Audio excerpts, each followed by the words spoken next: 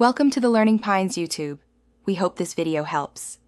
In this video, I will explain how to make Guyanese fish broth. First, gather your fresh fish, like snapper or kingfish, along with your favorite vegetables such as carrots, celery, and potatoes. Don't forget key seasonings like thyme and wiri peppers for that authentic flavor.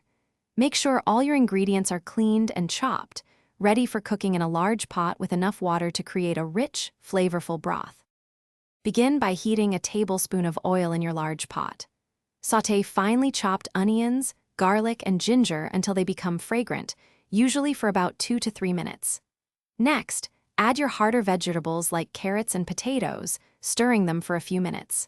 Then, pour in about 8 cups of water or fish stock and bring the mixture to a rolling boil.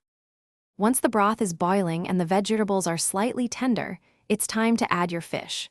Gently place the cleaned fish pieces into the pot, ensuring they are submerged. Now, season the broth generously with salt, black pepper, and a sprig of fresh thyme. Reduce the heat to a gentle simmer and let it cook for about 15 to 20 minutes until the fish is perfectly flaky. Before serving, taste the broth and adjust any seasonings as needed. You might want to add a squeeze of lime juice for extra brightness. Carefully remove any large fish bones if you prefer, then ladle the hot broth into bowls.